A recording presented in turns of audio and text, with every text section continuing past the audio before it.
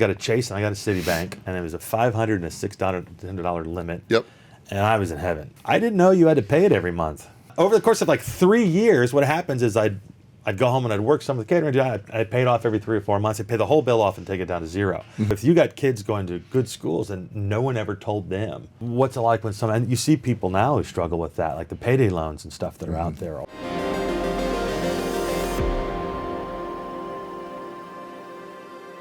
I have a terrible story for you. Yeah. It's 1991. I'm going into college. It's a nice school out in Virginia, Washington and Lee, very high-end, top academic school. And in the bookstore, they had credit card applications. Oh, yep. Here we go. Sit back, kick the feet up. Here we go. For those who don't know, it used to be charge cards, and then they had some credit cards. But it's not like they just handed them out. They handed out more than one, but yeah. Now they started doing that. So I got a Chase and I got a Citibank, and it was a $500 and a $600 limit. Yep.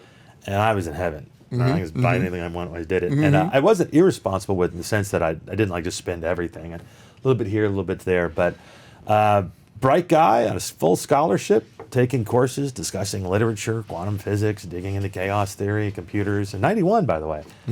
I didn't know you had to pay it every month. So,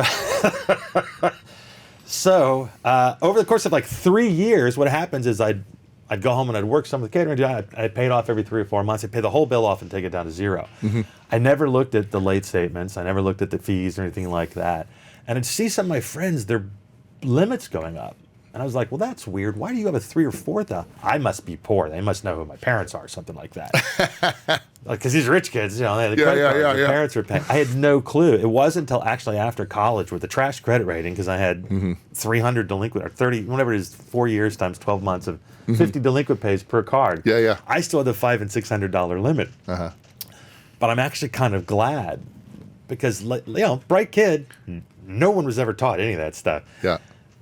I looked at the people who didn't, and then you hear about those horror stories for the next 5 or 10 years with people with $10,000, $20,000, $30,000 credit cards, not on school. They were just living with those.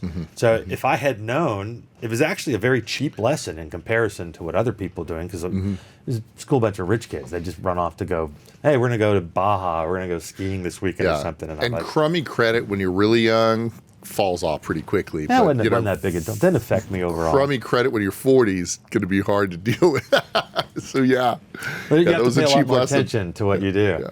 But I can't. Because this is my thinking. If you got kids going to good schools and no one ever told them, what's it like when and you see people now who struggle with that, like the payday loans and stuff that are out there, or it just doesn't take much. All the Ferguson stuff that happened. Ferguson's in St. Louis. It's from front. I know a lot of people that were involved there.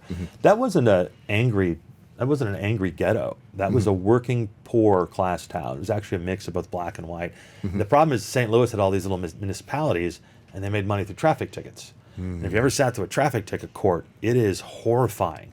Because even when the judges and DAs aren't trying to do it, they are definitely preying on folks. It's a small amount, but hey, I got a $100 ticket. I didn't pay it on time because I only have $40 here. They extend. I got court costs. Now I got a warrant. Now my grandma has to put something down in her home to get the kid out because of a traffic ticket that just wasn't dealt with because you didn't have cash that day. And you can blame the people saying, hey, you have to deal with these. And then the more you go into court, you see it in family courts. You see it. People just don't grasp that.